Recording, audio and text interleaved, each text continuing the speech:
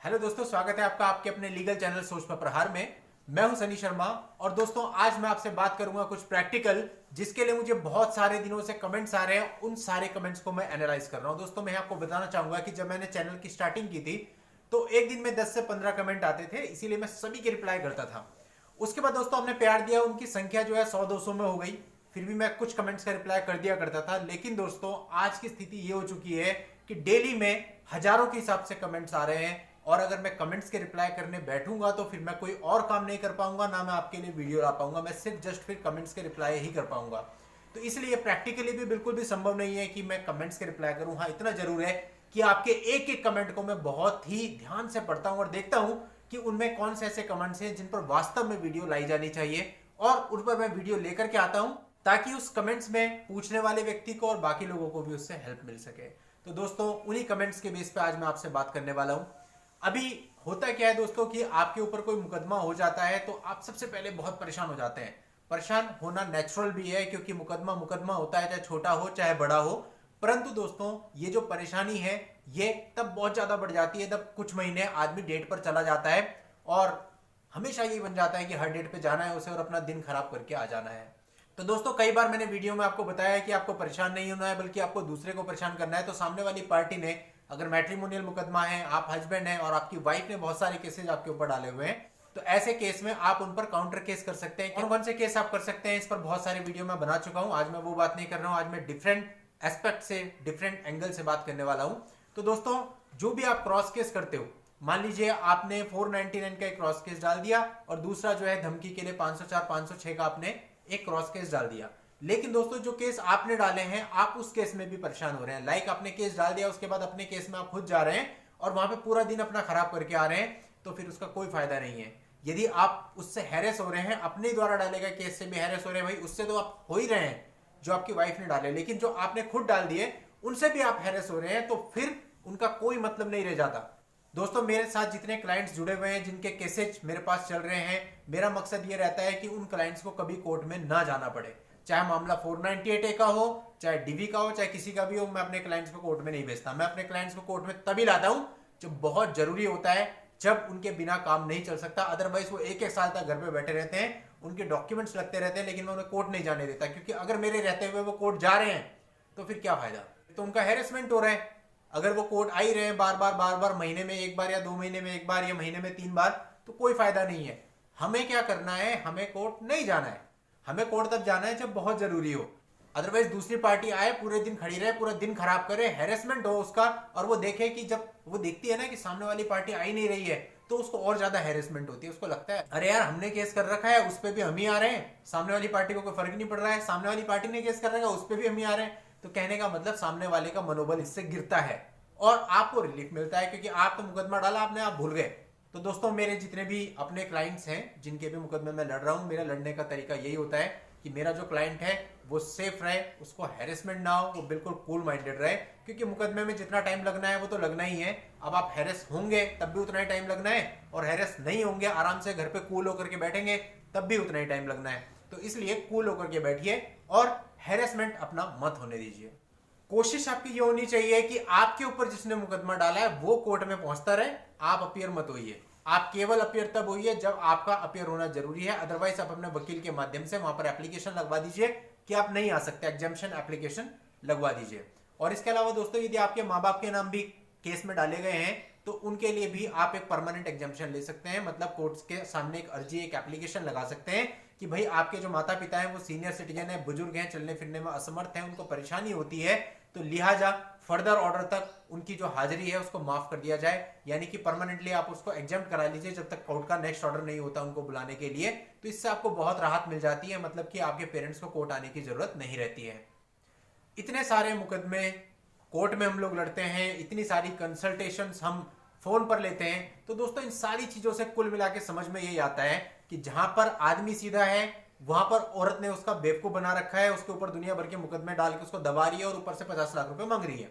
जहां पे औरत सीधी है वहां आदमी ने उसका बेवकूफ बना रखा है, उसको मार भी रहा है, पीट भी रहा है, फिर घर से निकाल दे रहा है और फिर मेंटेनेंस भी नहीं दे रहा है। तो कुल मिला के दोस्तों मेरी यही राय है, जब आप शादी करते हैं तो पहले तो सोच समझ के शादी कीजिए, टाइम लेके शादी कीजिए, उसमें जल्दबाजी मत कीजिए। और जब शादी हो जाती है तो उसके बाद एडजस्ट करना सीखिए। यानी कि दोस्तों, अगर पति ने कुछ कह दिया तो पत्नी को सहने की आदत होनी चाहिए, और पत्नी ने कुछ कह दिया तो पति को सहने की आदत होनी चाहिए। और सबसे खास बात मैं बता दूं आप लोगों को, जितनी भी वाइफ हैं वो जितना भी गलत काम करती हैं वो सारा अपने मायके के प्रभाव में आकर करती हैं। अब वो मायके से चाहे उनका भाई हो, चाहे माँ हो, चाहे कोई भी हो, अधिकतर रोल माँ का रहता है। इस बात से मैं भी सहमत हूं। तो दोस्तों, जब तक लड़की ससुराल में आने के बाद भी अपने फोन पर रात दिन अपनी माँ के साथ लगी रहेगी, उनकी बातें सुनती रहेगी और उसको इंप्लीमेंट करती रहेगी, तब तक घर बर्बाद होते रहेंगे। तो ये लड़की को खुद भी समझना है कि उसका फ्यूचर किस चीज में है और उसे कैसे चलना है। और हम लोगों का भी ये फर्ज बनता है कि हम अपने बच्चों को, अपनी लड़कियों को सिखाएं कि भाई उन्हें आगे जाके ससुराल में कैसे रिएक्ट करना है, और खुद भी इस बात को समझें कि हमें उनके ससुराल में कम से कम इंटरफेयर करना है, उनको उनकी लाइफ पे छोड़ दें जैसे उनकी लाइफ चल रही है। और मैं गारंटी के साथ कहता हूं कि यदि पेरेंट्स इंटरफेयर ना करें तो लड़की की लाइफ 100 गुना अच्छी चलेगी। लेकिन होता क्या है, जरा सी कुछ बात हुई, फोन बजा दिया, हाँ जी ऐसा हो गया, इसने मुझे बोल दिया, अरे यार तुम्हारी लाइफ है, तुम एडजस्ट करो ना उसको। वहां जाकर के पेरेंट्स को क्यों बता रही हो अपने? अननेसेसरी आप अपने पेरेंट्स को भी परेशान कर रही हो और अपने हस्बैंड को भी परेशान कर रही हो। अब जब आप फोन करके बताओगी तो आपके पेरेंट्स कुछ ना कुछ तो बोलेंगे, कुछ ना कुछ तो राय देंगे, और हर एक की मेंटल स्टेट अलग है। अब पेरेंट्स ने कह दिया तू डाइवोर्स ले ले, तू मायके आ जा, बैठे हुए हैं यहाँ पे, लड़की बिना कुछ सोचे सामान वामान लेकर के अपने मायके पहुंच जाती है, पूरा परिवार अपना तोड़ लेती है। ऐसी लड़कियों का कोई फ्यूचर भी नहीं होता है, क्योंकि कई साल तो मुकदमे में ही खत्म हो जाते हैं, और उसके बाद एज वो आ जाती है जब आपको कॉम्प्रोमाइज करना पड़ता है, चॉइस नहीं मिलती, और बच्चों की लाइफ जो खराब होती है वो अलग होती है। दोस्तों, अगर आपको अलग होना भी है तो चाहे आप हस्बैंड हो चाहे वाइफ हो, शांतिपूर्वक तरीके से अलग हो जाइए। और इतना ही कहना चाहूंगा वाइफ को, जो अननेसेसरी आजकल 20 लाख 50 लाख 80 लाख का फैशन बना रखा है, इसको छोड़ दीजिए। आपको पता है कि आपका हस्बैंड कितना कमाता है, जितना वो कमाता है उसके अनुसार उससे पैसा मांगिए, थोड़ी सी इंसानियत रखिए। और हस्बैंड का भी ये फर्ज बनता है कि वो चाहे मांगे या ना मांगे, अगर उसने शादी करी है तो उसको मेंटेनेंस दे। अगर उसका बच्चा है तो बच्चे की भी शिक्षा के लिए दे, मेंटेनेंस दे, मतलब उसको इतना दे कि भाई उसका आराम से गुजारा चल जाए, क्योंकि वो भी आप ही के भरोसे वहां पर आई थी। पर दोस्तों, अब इन्हीं बातों के लिए कोर्ट कचहरी में जाना और फिर कोर्ट कचहरी के चक्कर काटना सालों तक, ये कहां की समझदारी हुई? आप अपना फ्यूचर भी खराब कर रहे हैं, अपने बच्चों का फ्यूचर भी खराब कर रहे हैं, अपने आप को डिस्ट्रॉय कर रहे हैं, अपने पेरेंट्स को, सबको परेशान कर रहे हैं। तो दोस्तों, इसका यह हल बिल्कुल भी नहीं है। ये जो शादी की समस्या है, इसका हल सिर्फ इतना है जो आप लोग खुद निकाल सकते हैं आपस में बैठ के। और सबसे मेन बात है, जब तक आपके मन में पैसे की लालच रहेगी तो कोई हल नहीं है। हस्बैंड को भी ये बात सोचनी चाहिए कि पैसा मायने नहीं रखता, जब उसने शादी की है तो वाइफ की और बच्चों की जिम्मेदारी उसकी है, उसको मेंटेनेंस देना है तो देना है। अगर वो अलग भी होना चाहे तो अलग हो जाए, पर उसको मेंटेनेंस दे जब तक वो रीमैरिज नहीं कर लेती है। और वाइफ का भी ये कर्तव्य है कि ये जो 50 लाख 40 लाख 60 लाख 80 लाख आप मांग रही हो ना अपने माँ बाप के कहने पर या बाकी रिश्तेदारों और लोगों के भड़काने पर, इस चीज को बंद कर दीजिए, वरना एक दिन ऐसा आएगा कि आपको कुछ नहीं मिलने वाला। आदमी कहेगा मेरा जो करना है कर लो, मैं नहीं दे रहा पैसे, फिर आप करवाते रहना जेल में बंद। तो सीधी सी बात है, जो चीज प्यार से सुलझ सकती है, प्यार से संभल सकती है, उसको कोर्ट कचहरी में ला करके इतना ज्यादा मत बिगाड़िए कि वो संभलने के लायक ना रहे। यदि आपकी तरफ से कोई एक मुकदमा फाइल कर दिया जाता है दोस्तों, उसके बाद फिर पीछे स्टेप लेना बड़ा मुश्किल होता है। मैं तो दोस्तों ये मानता हूं, चाहे मैट्रिमोनियल मुकदमे हो चाहे कैसे भी मुकदमे हो, जहां तक आप मेरे पर्सनल स्वभाव और मेरे पर्सनल विचार की बात करें, तो मैं मानता हूं कि अगर मेरे पास किसी ने मुकदमा कर दिया या करा हुआ है तो मैं सीधा ये कहता हूं कि अब जो करना है कर ले। तेरी बात तो बिल्कुल नहीं मानूंगा। जेल भिजवाना है भिजवा दे मेरे को जेल, नहीं मानूंगा तेरी बात। जेल भिजवाने से क्या हो जाएगा? अरे भाई, मैं जेल में जाऊंगा, जाकर के देख के आऊंगा जेल के अंदर क्या क्या होता है, कैसी व्यवस्था होती है, जेलर साहब से मिल के आऊंगा, प्लस जेल के अंदर जो खाना बनता है वो जरूर टेस्ट करके आऊंगा कि खाना कैसा रहता है। क्या चला जाएगा मेरा? 1 दिन 2 दिन 3 दिन बेल तो हो जाएगी ना। ऐसा तो है नहीं कि मुझे जेल भेज दिया तो वहां जिंदगी भर जेल में रखेंगे आप, तो मैं क्यों डरूं? तो इसलिए मेरा यही सजेशन है सारी वाइफ को कि यदि हस्बैंड का बिहेवियर भी इस तरह का बन गया, आपकी जो मोटी मोटी डिमांड्स होती हैं इससे, तो फिर आप कुछ भी नहीं कर पाओगे। कोर्ट कचहरी कोई कुछ नहीं कर पाएगी उसके बीच में। आप भी कितने दिन तक हाई कोर्ट और सुप्रीम कोर्ट के चक्कर लगाओगे, बार बार ऑर्डर करवाने के लिए, बार बार उसको सिविल जेल में भेजने के लिए। तो दोस्तों, अपने और अपने बच्चों के फ्यूचर के लिए, आप दोनों के लिए ही, हस्बैंड और वाइफ दोनों के लिए अच्छा है कि वो आपस में मिलजुल करके रहें और अपने अपने कर्तव्य को समझें, पैसे को इंपॉर्टेंस बिल्कुल ना दें। और मायके वालों को या किसी भी अन्य रिलेटिव्स को, चाहे वो हस्बैंड की तरफ से हो चाहे वो वाइफ की तरफ से हो, अपने बीच में मत घुसने दें। जब तीसरा आदमी घुसेगा, नया विचार आएगा तो सब गड़बड़ होगा। और ये फोन जैसी जो बीमारी है इससे थोड़ा दूर रहिए। जब तक आप इसके संपर्क में रहेंगे बड़ा मुश्किल है। जो भी घर बर्बाद हो रहे हैं इसके पीछे फोन का बहुत अहम रोल है। रात रात भर बैठ करके फेसबुक चलाना, इंस्टाग्राम चलाना, लोगों से चैट करना, व्हाट्सएप करना, भैया रिश्ता तुम्हारा रहेगा कहां से? अगर तुम एक रिश्ते में कायम रहना चाहते हो तो इन सब चीजों से थोड़ा सा दूरी बनाओ। आज के समय पे जो इंसान है वो इस पूरी टेक्नोलॉजी का गुलाम होकर के रह गया है।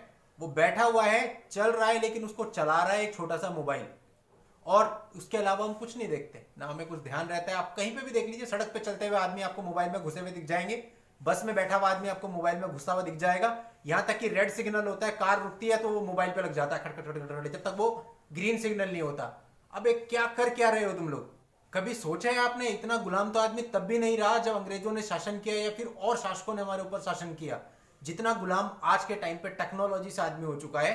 2 मिनट के लिए भी वो बिना मोबाइल के लिए नहीं रह सकता है। अगर वो काम कर रहा है और 1 मिनट का किसी ने समय मांग लिया कि सर 1 मिनट रुकिए, तो उतनी देर में वो मोबाइल निकाल करके व्हाट्सएप, फिर इंस्टाग्राम, फिर ये। अरे भाई, दिमाग लगाओ, दिमाग खोलो। आपके रिश्ते तभी बचेंगे जब आप इन फालतू की चीजों से बाहर आओगे।